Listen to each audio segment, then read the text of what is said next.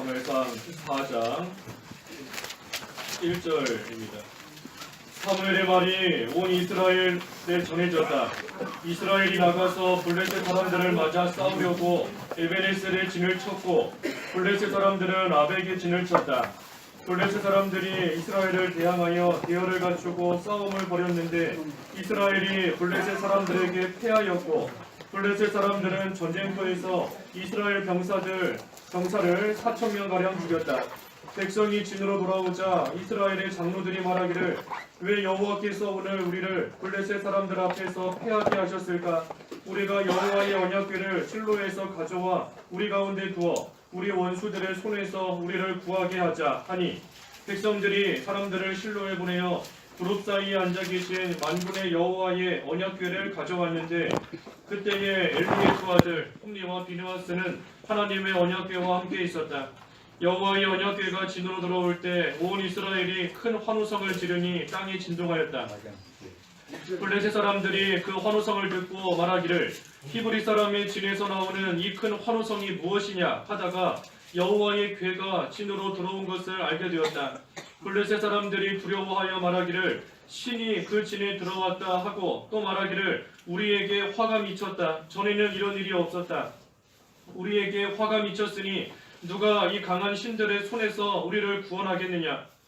이 신들은 광야에서 온갖 재앙으로 이집트 사람들을 친 신들이다. 블레셋 사람들아 강하고 대장부가 되어라. 그렇지 않으면 히브리 사람이 너희를 섬겼던 것처럼 너희가 그들을 섬기게 될 것이니 대장부답게 싸워라 하였다. 이에 블레셋 사람들이 싸우니 이스라엘이 패하여 각자 자기 장막으로 도망갔으며 매우 큰 사륙이 있었다. 이스라엘이 크게 패하여 이스라엘 중에 보병 3만 명이 쓰러졌으며 하나님의 궤는 빼앗겼고 엘리의 두 아들 홈리와 비느하스도 죽었다. 마지막 22절까지 본문입니다. 22절 끝절까지 본문이고 제목은 그 21절의 말씀, 21절에 있는 말씀대로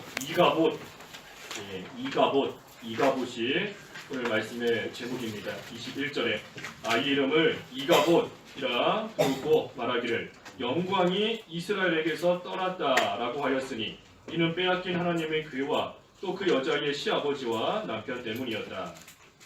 이가봇 제목입니다. 1절과 2절에 보면 이스라엘이 블레셋과 맞서 싸웠습니다.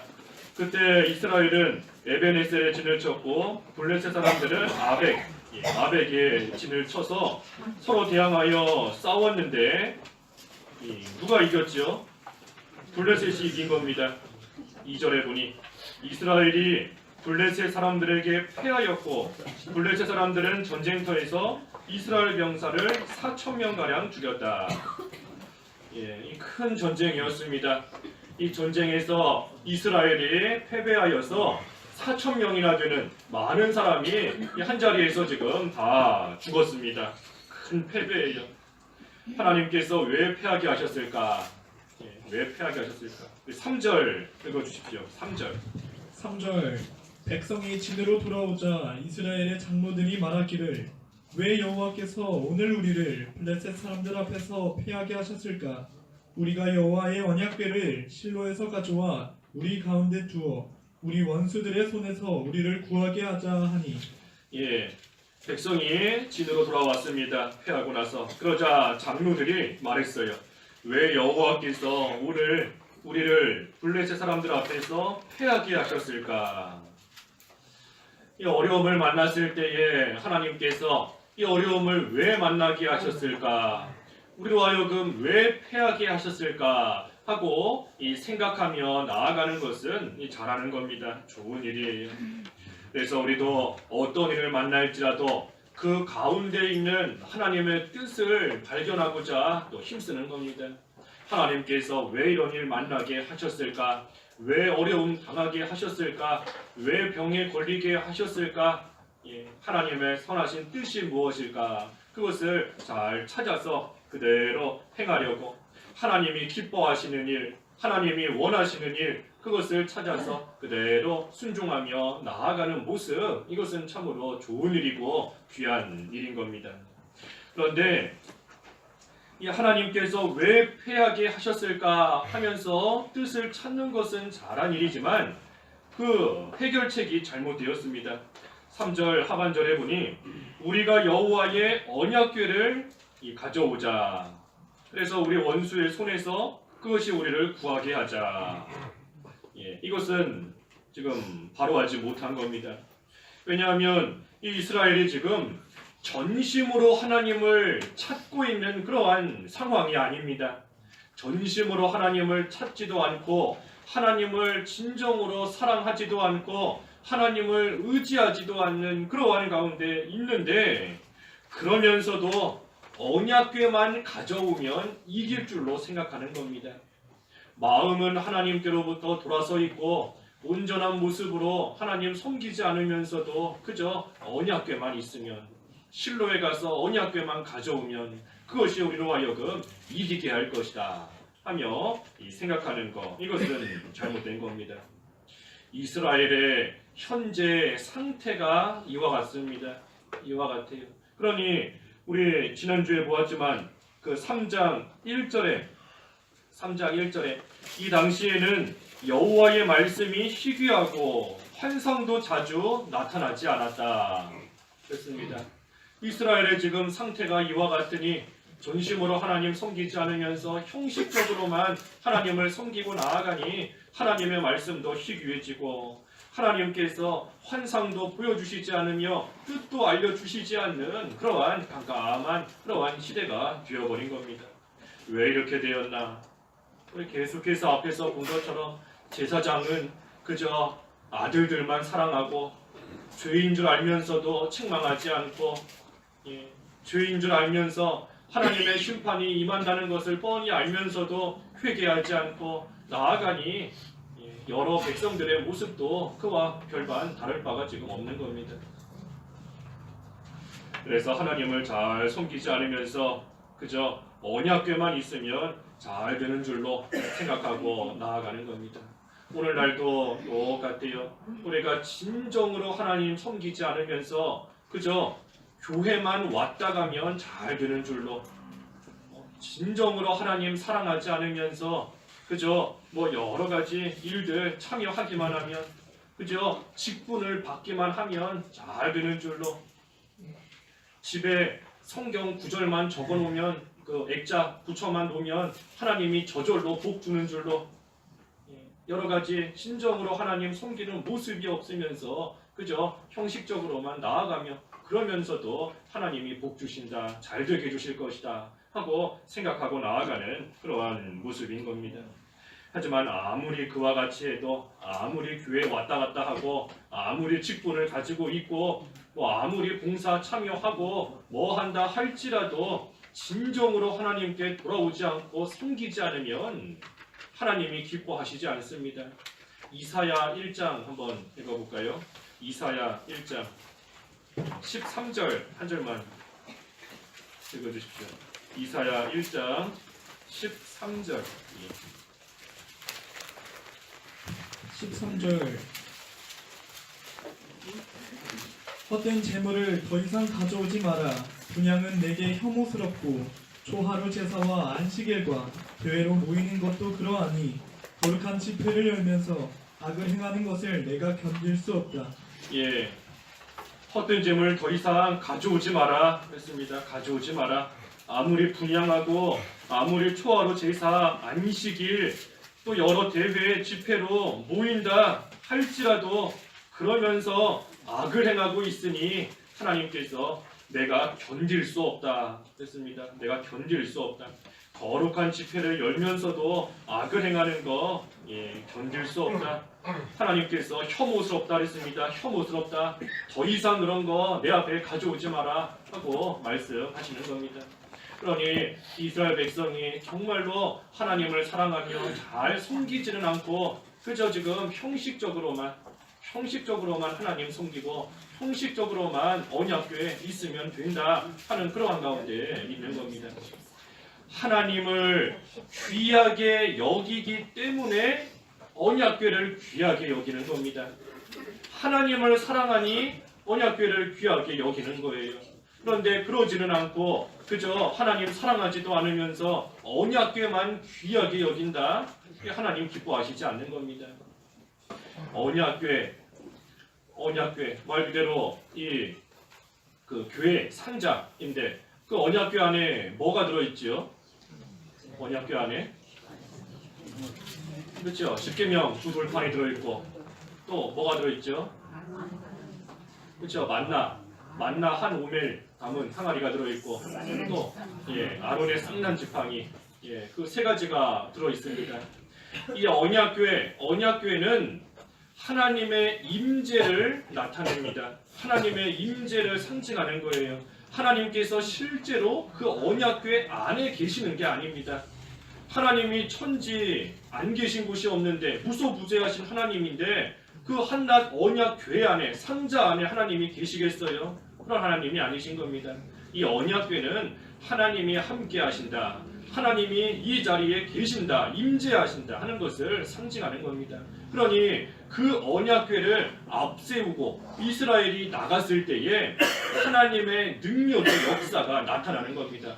언약궤 그 자체로 인하여서 능력이 나타나는 것이 아니라 하나님이 그 가운데 함께 하시기 때문에 하나님의 놀라운 능력이 역사가 나타나는 겁니다. 그러니 제사장들이 언약궤를 앞세우면서 걸어갔을 때 요단강이 갈라지고 언약궤를 앞세우고 여리고성을 돌았을 때 하나님의 능력으로 여리고성이 무너지는 겁니다. 언약궤 그 가운데 하나님의 임재가 있다 하는 것을 나타내기 때문인 겁니다. 그러니 이스라엘 백성들이 생각할 때에 그 언약궤의 참된 의미와 하나님께서 함께 하시고 그 하나님을 진정으로 의지해야 된다 하는 것은 생각하지 않고 그저 과거에 언약궤 앞세우며 나아갔더니 강도 갈라지고 성도 무너지고 그랬으니 이번에도 언약궤만 있으면 이 전쟁에서 이길 거다 하고 생각하면서 언약궤를 가져오자 하고 나아간 겁니다. 이것은 또 한편으로 볼 때에는 이 언약궤를 이용하는 겁니다. 언약궤를 이용만 하려는 거예요. 자기의 유익에 따라서 하나님을 이용하는 겁니다. 힘들 때에는 하나님 안 찾다가 전쟁에서 패하고 나니 어려움을 겪으니 언약궤 가져오자 하면서 그제서야 하나님 찾으려고 하는 그러한 모습인 겁니다. 필요할 때에만 기도하고 일이 잘 안 될 때에만 기도하고 또 교회를 자기의 어떤 유익을 얻고자 하는 그러한 수단으로 방법으로 또 이용하고 직분을 그저 한낱 명예로만 생각하고 나아가는 거 다 이 하나님을 이용하는 겁니다. 하나님의 거룩한 것을 자기를 위해서 써먹는 거예요. 이용하는 겁니다. 특별히 이 직분은 결코 명예직이 아니지 않습니까? 명예직이 아닌데 명예가 아닌데도 자꾸만 직분을 명예처럼 생각하는 그러한 사람들이 참 많이 있습니다. 많이 있어요. 우리 오전에도 대두 기도하실 때 언급했지만 우리 이제 조만간 장로 피택을 해야 되는데 이 장로로 세워지는 거 그것 또한 무슨 명예직 아닌 겁니다. 명예 아니에요. 장로로 세워졌다고 해서 남들보다 신앙이 좋다고 인정받은 것도 아니고 장로라고 해서 뭐 하늘 날아가서 더 높은 자리에 저절로 앉는 것도 그런 것도 결코 아닌 겁니다. 하나님의 일에 그만큼 더 무거운 짐이 주어지면서 일해야 되는 그러한 사명으로 생각을 해야 되는데 그러기 위해서는 참으로 하나님만을 위한다는 생각이 있어야 됩니다. 있어야 돼요. 그런 생각이 없으면 이 어떤 직분에 대해서 자꾸만 명예처럼 생각을 하니 그거 얻지 못하면 시험 들고 거기서 떨어지면 낙심하고 교회 떠나고 내가 이 교회에서 이 정도 대우밖에 못 받는가 하면서 떠나가는 겁니다. 잘못 생각하고 있기 때문이에요. 장로가 어찌 명예직이고 그게 어떻게 뭐 그런 거겠습니까? 결코 그런 거 아닙니다. 그러니 우리가 이제 조만간 그 절차를 거칠 것인데 어찌됐든 지금부터라도 온 성도가 함께 기도해야 됩니다. 뭐라고 기도해야 될까요? 하나님만 흥해야 된다. 나는 쇠해져야 된다. 기도해야 돼요. 나는 뭐 여자이기 때문에 장로랑 상관없다. 그것이 아니고 나는 아직 나이가 어리기 때문에 또는 나이가 많기 때문에 나와는 별개이다 생각해서는 안 됩니다. 우리가 온 성도들이 함께 다 합쳐서 오직 하나님만 흥해야 된다. 하나님만 잘 되고 하나님의 나라만 잘 돼야 된다. 나는 쇠해져야 된다. 나는 쇠해지는 게 중요한 겁니다. 하나님의 영광을 나타내야 된다 하는 생각은 우리에게 다 어느 정도는 있습니다. 하지만 내가 쇠해져야 하나님의 영광이 나타나는 겁니다. 그러니 내가 쇠해져야 된다. 내가 없어져야 되고 내가 낮아져야 되고 내가 죽어야 된다 하는 그러한 믿음으로써 우리가 기도하며 준비해야 이 장로 선출하는 피택하는 모든 과정을 통해서 마귀 틈타지 못하고 마귀 시험에 들어서 낙심하고 교회 떠나는 그러한 사람 한 사람도 안 생길 수 있는 겁니다. 우리 말씀에 보면 하나님께서 원하시면 이것도 하고 저것도 해야 된다. 우리 그 야고보서에 있죠. 야고보서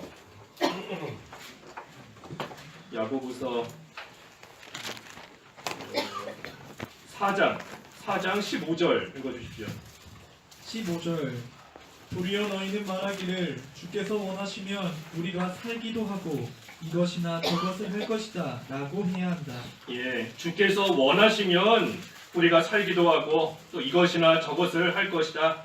하나님께서 원하시는 대로 우리는 모든 것을 해나가는 겁니다. 내가 이 일을 하는 것도 하나님이 원하시면 하나님이 하게 해주실 것이고 나는 저 일하고 싶지만 하나님께서 이 일 하게 하시면 또 그것이 하나님이 원하시는 일인 줄 알고 우리는 그대로 따라가면 되는 겁니다. 그러니 장로가 되고 싶은 마음이 있어도 하나님께서 원하시지 않으면 안 되는 줄 알고 또 반대로 장로 되기 싫어도 하나님께서 원하시면 또 해야 되는 줄 알고 우리는 그저 나는 쇠해지고 오직 그분만 흥해야 된다 하는 그러한 믿음으로 나아가야 됩니다. 그래서 기도하십시오. 기도해야 돼요. 나는 어떻게 해야 된다고요? 나는 어떻게 해야 된다고요? 나는 쇠해져야 된다. 그분은 흥해야 된다.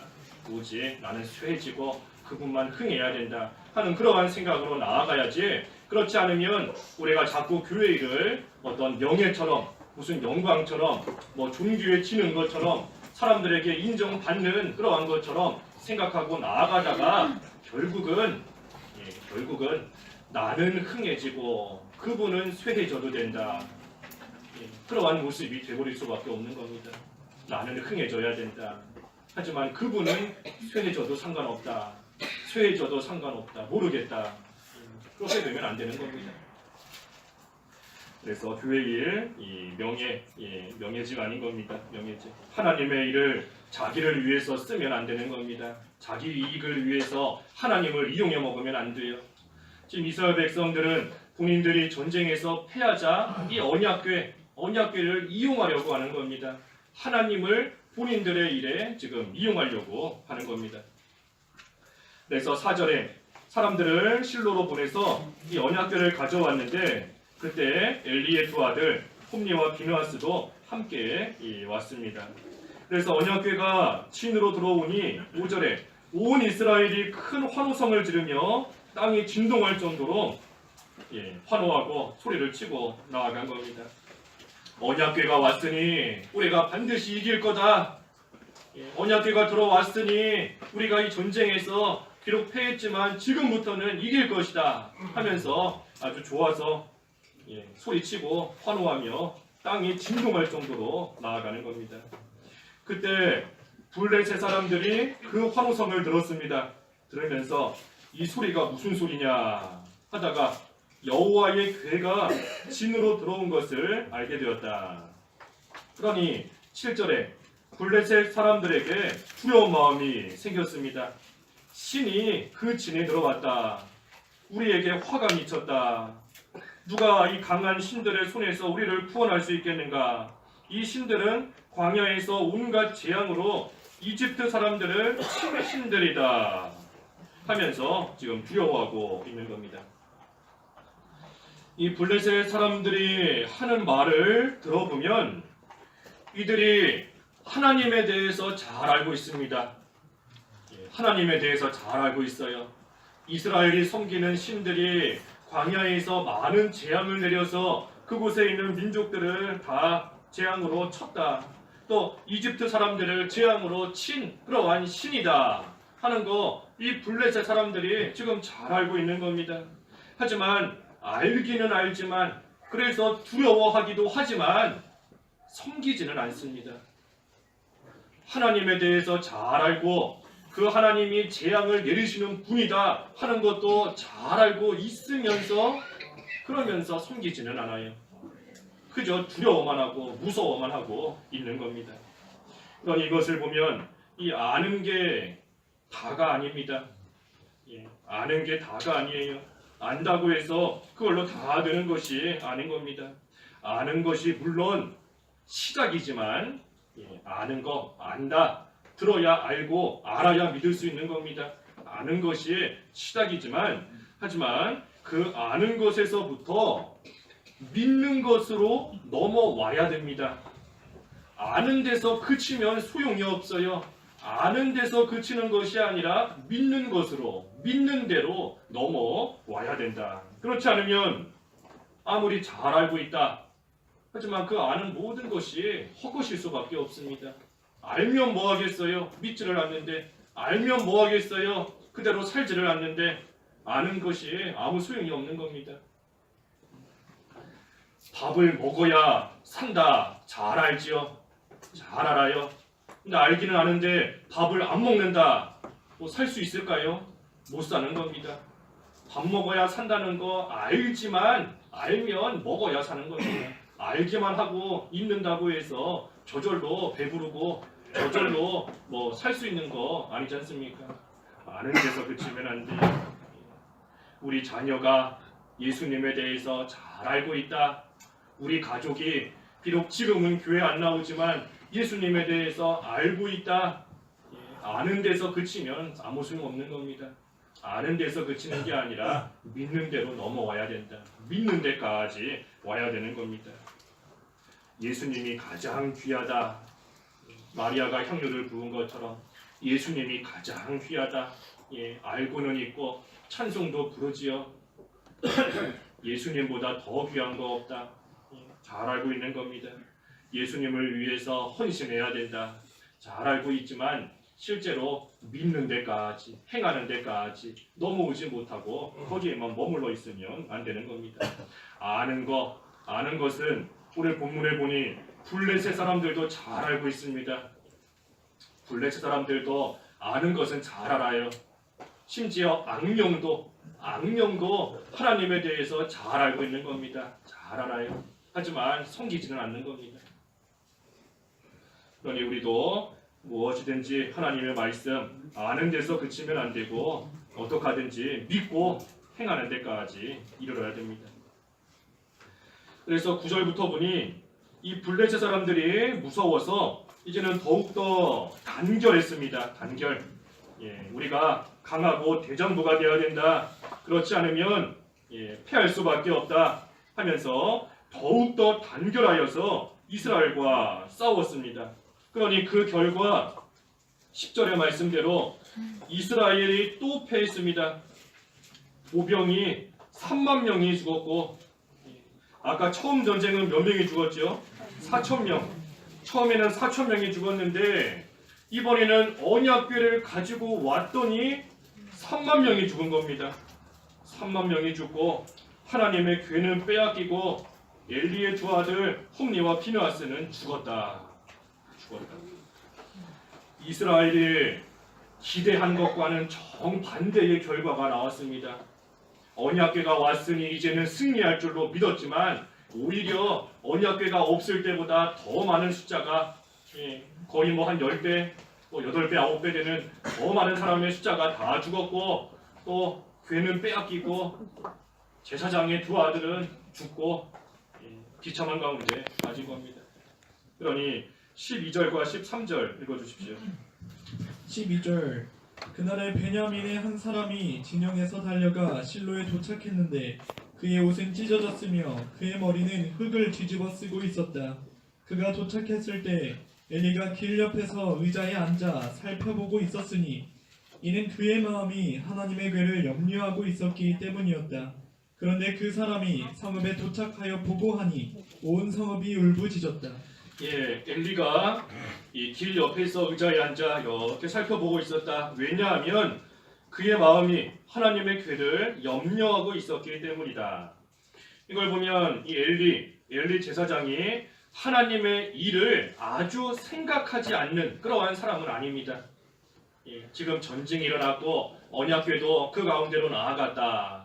그것을 염려하며 있는 것을 보면 그래도 하나님의 일을 생각하고 하나님의 나라가 잘 돼야 되는데 하는 그러한 마음은 가지고 있는 그러한 사람인 겁니다. 엘리 아주 하나님께서 안 쓰는 그런 사람은 아닙니다. 하나님께서 지난주에 보았지만 사무엘을 부르실 때에 사무엘은 아직 어려서 그것이 하나님의 부르심인지 깨닫지 못했지만 엘리는 그것을 깨달았습니다. 하나님이 부르시는 거구나. 하나님의 부르심을 깨달았던 그러한 엘리. 또 사무엘에게 하나님 앞에 가서 이렇게 대답해라 하고 올바른 것을 가르쳐 주던 그러한 엘리인 겁니다. 또 이 하나님의 주권을 믿는 사람이었지요. 사무엘을 통해서 당신의 집이 망할 것입니다 하는 걸 들었을 때에 하나님의 선하신 뜻대로 이루어질 것이다. 하나님의 주권을 또한 믿는 그러한 믿음도 있는 그러한 엘리인 것입니다. 하지만 바로 행하지 못하는 면이 참으로 많이 있습니다.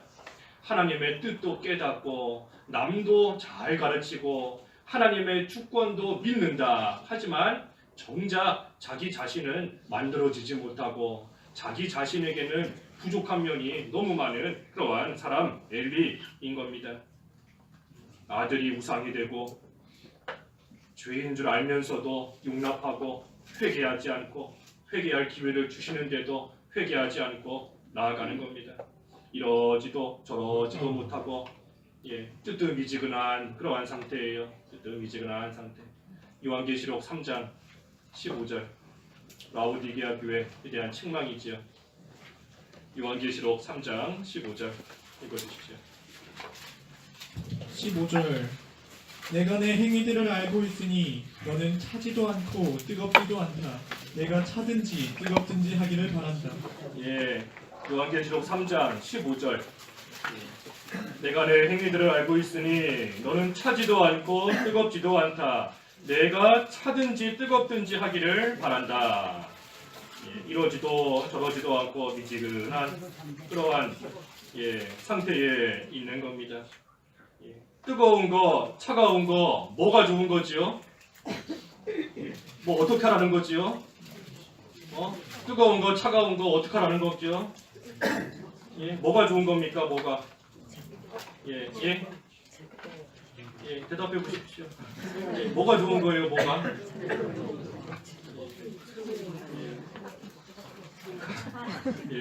그렇죠. 뭐 어쩌라는 건가? 어쩌라는 건가? 그렇죠. 우리 배운 대로 둘 다 좋은 겁니다. 둘 다 좋은 거예요. 여기 분명히 차든지 뜨겁든지 하기를 바란다. 그랬으니 차가워야 된다는 거고 또 뜨거워야 된다 하는 겁니다. 만약에 뜨거운 것만 좋다 하면 찬 데서 나와서 뜨거워라 했을 텐데 그것이 아니라 차든지 뜨겁든지 둘 다 하라는 겁니다. 둘 다라는 거예요. 뜨거운 게 뭐지요? 뜨거운 거. 하나님을 뜨겁게 사랑하는 겁니다. 하나님을 열정적으로 사랑하는 거예요. 하나님을 뜨겁게 사랑하고 사모하고 하나님과 동행하기를 힘쓰고 다 뜨거운 겁니다. 뜨거워야 돼요. 우리의 믿음이 뜨겁고 하나님에 대한 사랑이 좀 뜨거워야 됩니다. 조금 사랑하다가 식어버리는 그런 사랑이 아니라 항상 열정적으로 얼마나 사랑하는지 사랑하는 주님을 위해서 향유 머리카락이 아니라 목숨까지도 내줄 수 있는 뜨거운 사랑하는 겁니다. 차가운 거 차갑게 그치요? 끊어버리라는 거지요. 차갑게 죄를 끊어버려라. 냉정하게 죄에 대해서는 냉정하게 끊어버리라는 겁니다. 그래서 우리가 하나님을 사랑하는 것은 뜨겁게 사랑해야 되고 하지만 죄에 대해서는 냉정하게 차갑게 그 죄를 다 끊고 나아가야 됩니다. 그렇지 않으면 그 바로 밑에 16절에 뭐라 그랬습니까? 뜨겁든지 차갑든지 하지 않으면 어떻게 하신다 그랬죠? 3장 16절에. 그렇죠? 예, 읽어주십시오. 16절 내가 이같이 미지근하여 차지도 않고 뜨겁지도 않으니 너를 내 입에서 토해내겠다. 예, 차갑든지 뜨겁든지 하지 않으면 토해내겠다 그랬습니다. 토해내겠다. 무슨 음식, 맛있는 음식인 줄 알고 먹었더니 뭐 상한 음식인 겁니다. 그럼 어떻게 하나요? 예, 뱉어버리죠. 뱉어버리는 겁니다. 참으로 지금까지는 귀하고 존귀하고 참 복된 사람이었지만 뜨겁지도 않고 차갑지도 않고 이러지도 저러지도 않고 나아가니 하나님께서 다 토해버리시고 뱉어버리시는 겁니다. 엘리 제사장, 엘리 하나님께서 지금까지 제사장으로 귀하게 사용하셨지만 이제 와서는 뜨거운 면도 없고 차가운 면도 없고 하니 하나님께서 뱉어버리시는 겁니다. 토해버리시는 거예요. 사랑하되 아들이 아니라 하나님을 뜨겁게 사랑해야 되는데 그런 것도 없고 죄인 줄 알면 차갑게 끊어야 되는데 아들이니 책망하지도 못하고 자기 자신도 회개하지 않고 나아가니 차가운 면도 없는 겁니다. 그러니 하나님께서 이제 토해버리시는 겁니다. 뱉어버리시는 거예요. 14절에서 17절까지 읽어주십시오.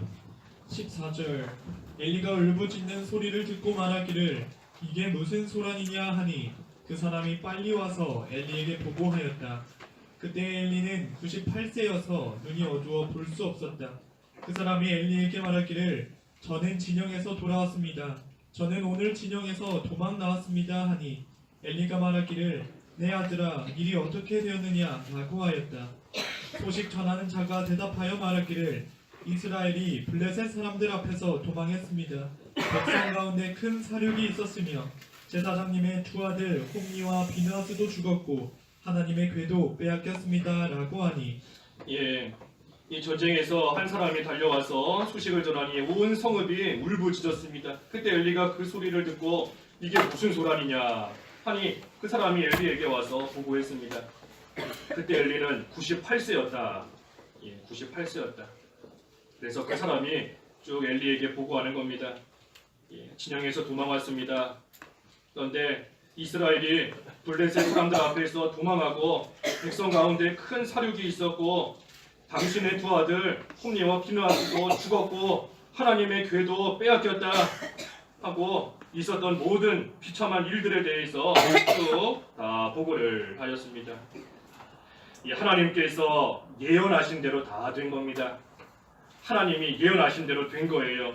우리 앞에 2장 34절에서 보았죠. 2장 34절에 홈니와 비느하스가 같은 날 죽을 거다. 같은 날 죽을 것이다. 하나님이 분명히 예언하신 겁니다. 3장 12절에도 3장 12절에 엘리 집에 대하여 말한 모든 것을 그날 엘리에게 처음부터 끝까지 시행하겠다. 하나님께서 분명히 홈니와 비느하스 한날에 죽을 것이고 내가 이 집 망하게 할 것이다 하고 말한 그대로 이룬다. 처음부터 끝까지 하나도 빠짐없이 반드시 시행할 것이다 하고 예언하신 그대로 지금 다 이루어진 겁니다. 그러니 우리가 2장과 3장에서 보았지만 그때 당시에 엘리가 하나님의 이 무서운 심판에 대한 예언의 말씀을 들었던 그때 당시 그때라도 말씀을 듣고 돌이켰으면 하나님이 이 재앙 거두어 주실 겁니다. 그런데 하나님께서 여러 번 예언하시고 또 예언하시고 또 말씀하시고 또 말씀해 주시는데도 그것을 들으면서 돌이키지 않고 나아가니 결국은 하나님의 말씀대로 한순간에 재앙이 엘리의 가정뿐만 아니라 이스라엘에 임하게 된 겁니다. 하나님의 경고를 듣고 그때라도 돌이키면 삽니다. 그때라도 돌이키면 살아요. 애굽이 모세와 아론을 통한 하나님의 재앙에 대한 예언을 들었을 때 그때라도 회개하고 돌이켰으면 살 수 있습니다.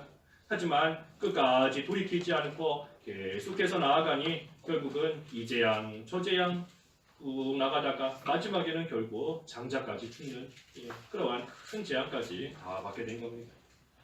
그래서 하나님의 말씀을 들을 때에 그때라도 이제라도 돌이키면 살지만 하지만 말씀해 주시는데도 돌이키지 않고 나아가면 결국은 그 말씀대로 확 망하는 겁니다. 망하는 것은 한순간이에요. 한순간. 여기 18절 읽어주십시오. 18절. 18절 그가 하나님의 교회에 대해서 말할 때 엘리가 문 옆에 의자에서 뒤로 넘어져 목이 부러져 죽었으니 이는 그가 늙었고 몸이 비대하였기 때문이었다. 그가 사사로서 이스라엘을 40년간 다스렸다. 예, 그 소식 들을 때에 특별히 하나님의 교회에 대해서 말할 때 엘리가 뒤로 넘어져서 목이 부러져 죽었습니다. 죽었어요. 이 엘리가 죽고 두 아들도 죽었는데 이 두 아들과 아버지인 엘리가 거의 같은 날 같이 죽은 겁니다. 같이 다 죽은 겁니다. 한순간에 집이 망한 겁니다. 한순간에 아버지 죽고 두 아들 죽고 한순간에 풍지박살이 난 겁니다. 그래서 이 두 아들은 자기의 죄 때문에 죽었고 자기 죄 때문에 죽은 겁니다. 자기 죄 때문에. 그리고 엘리는 그 죄를 책망하지 않았기 때문에 또 그것이 죄가 되어서 죽은 겁니다. 그래서 망하는 것처럼 한순간인 겁니다. 그때 마지막 19절에서부터 22절까지 읽어주십시오. 19절 그의 며느리 곧 비느하스의 아내가 임신하여 출산이 가까웠는데 하나님의 궤를 빼앗기고 자기 시아버지와 남편이 죽었다는 소식을 듣고 곧 진통이 시작되어 주저앉아 해산하며 죽어갈 때에 곁에 서 있던 여자들이 그 여자에게 말하기를 두려워하지 마라 내가 아들을 낳았다 하였다. 그러나 그 여자는 대답하지 않았고 마음을 쓰지도 않았으며 아이 이름을 이가봇이라 부르고 말하기를 영광이 이스라엘에서 떠났다 라고 하였으니 이는 빼앗긴 하나님의 궤와 또 그 여자의 시아버지와 남편 때문이었다. 또 그 여자가 말하기를 하나님의 궤를 빼앗겼으니 영광이 이스라엘에서 떠났다 라고 하였다. 예, 참 얼마나 비참한 겁니까? 비참한 거예요. 예, 엘리 죽고 두 아들 죽고 이제는 그 며느리가 임신해서 출산하려고 하는데 하나님의 궤 뺏기고 다 죽었다 하는 소식을 들으니 진통이 시작되어서 주저앉아 해산하며 해산하면서 지금 죽어가는 겁니다. 죽어가는 거예요. 죽어가니 그때 여자들이 그 여자에게 두려워하지 마라 너가 아들을 낳았다 하면서 힘을 주고 격려해 주고 위로해 주려고 하지만 위로가 되지 않습니다. 이미 모든 거 다 잃고 다 죽었는데 지금에 와서 아들 낳았다는 거 위로가 되지 않는 겁니다. 그러니 이 여자가 거기에 대해서는 대답도 않고 마음도 쓰지 않고 오직 아이의 이름을 뭐라고요? 이가봇의 뜻이 뭡니까? 그렇죠. 영광이 이스라엘에게서 떠났다. 영광이 이스라엘에게서 떠났다. 또 하나님의 궤를 빼앗겼으니 영광이 이스라엘에게서 떠났다. 이 한마디 하고 죽은 겁니다. 아이를 낳는 순간이 얼마나 기쁘고 자 복된 순간이겠어요. 그런데 그때에 영광이 다 떠났다 하고 죽은 겁니다. 이가봇 영광이 다 떠났다. 이스라엘에게서 떠났다. 하나님의 영광이 이스라엘에게서 떠났기 때문에 그 결과로서 언약궤를 빼앗긴 겁니다. 하나님의 영광이 이스라엘에서 떠나고 이스라엘을 버리셨기 때문에 그 결과예요. 결과로서 언약궤도 이방 블레셋에게 다 빼앗기게 된 겁니다. 아무리 하나님께서 귀하게 쓰시던 이스라엘이다, 귀하게 쓰시던 사람이다 할지라도 끝까지 죄의 길로 나아가면 결국은 하나님의 영광이 떠나가요. 귀하게 쓰임받던 사람, 귀하게 쓰임받던 가정, 귀하게 쓰임받던 교회라고 할지라도 하나님께서 돌이킬 수 있는 기회를 주시는데도 돌이키지 않고 끝까지 나아가면 하나님의 영광이 떠났다. 이 가정에서 하나님의 영광이 떠났다. 이 교회에서 하나님의 영광이 떠났다. 이 사람에게서 하나님의 영광이 떠났다. 이가봇 교회가 되는 겁니다. 이가봇 가정이 되는 거예요. 이가봇 같은 그러한 사람이 되는 겁니다. 우리가 그러한 사람이, 그러한 가정, 그러한 교회가 되어서는 안 됩니다. 하나님의 영광이 떠났다 하는 것이 아니라 오히려 하나님이 우리와 함께 하신다. 임마누엘, 임마누엘. 하나님이 우리와 함께 하신다. 임마누엘 가정이 되어야 됩니다. 임마누엘 교회가 되고 우리 자신이 임마누엘 같은 그러한 사람이 우리가 다 되어야 되는 겁니다. 그래서 어디를 보든 여기를 보든 저기를 보든 이 사람을 봐도 저 사람을 봐도 이 가정 저 가정을 봐도 참으로 임마누엘이구나. 하나님이 가정에 함께 하시는구나. 하나님이 이 사람과 함께 하시는구나 하는 그러한 모습으로 우리가 살아야지 이가봇이 되어서는 안 됩니다. 그래서 하나님께서 함께 하시는 그러한 교회, 그러한 가정, 그러한 우리가 되어야 되는데 어떻게 하나님이 함께 하시는가? 우리 앞에서 보았습니다. 2장 30절에 하나님을 존귀하게 여기면 하나님께서도 그 사람을 존귀하게 여겨주신다. 그랬으니 우리가 하나님을 존귀하게 여기면 임마누엘 하나님께서 우리와 함께 하시며 하나님께서 존귀하게 여겨주시는 그러한 사람, 그러한 가정이 다 될 수 있는 겁니다. 하나님을 귀하게 여겨야 돼요. 하나님을 귀하게. 마리아는 예수님을 가장 귀하게 여겼다 그랬지 않습니까? 가지고 있는 그 어떤 것보다도 예수님을 가장 존귀하게 여겼다. 오늘 말씀도 하나님을 귀하게 여기면 하나님께서 그러한 자와 함께 하시며 또 귀하게 여겨 주시는 겁니다. 그래서 우리가 형식적으로만 하나님 섬겨서는 안 됩니다. 오늘 말씀을 통해 볼 때 형식적으로만 그저 언약궤만 있으면 이기겠구나. 형식적으로만 하나님 의지하며 형식적으로만 섬기는 겁니다. 하나님을 이용해 먹어서는 안 된다 그랬어요. 또 알면서도 죄인 줄 알면서도 회개할 기회 주시는데도 끝까지 돌이키지 않고 나아가서는 안 됩니다. 그렇게 되면 이가봇이 되는 겁니다. 그래서 우리가 오늘 말씀 참 이스라엘이 비참한 패배를 맞이하게 된 그러한 말씀인데 우리가 이 가운데서 이가봇이 되지 마라 하는 하나님의 뜻이 우리에게 주시는 말씀이 있는 줄 알고 우리가 항상 하나님을 귀하게 여기고 항상 우리와 함께 하시는 임마누엘의 하나님으로 주권이 세워지는 저희들이 다 되어야 되겠습니다. 기도하겠습니다. 하나님 아버지, 이스라엘이 형식적으로만 하나님을 섬기고 죄에 대해서 회개하지도 않고 또 죄인 줄 알면서도 끝까지 그 길로 나아가다가 결국은 블레셋과의 전쟁에서 대패를 하고 이가봇 하나님의 영광이 이스라엘에게서 떠났다 하는 비참한 가운데 빠지게 되었습니다. 하나님 저희들 이 모습을 거울로 삼게 하시고 이제는 늘 하나님을 귀하게 여기며 하나님을 진심으로 사랑하고 진정으로 하나님을 섬기는 삶이 되어서 이가봇이 아니라 임마누엘의 하나님과 늘 동행할 수 있는 저희 모두가 될 수 있도록 하나님 인도해 주시옵소서. 예수님의 이름으로 기도하옵나이다.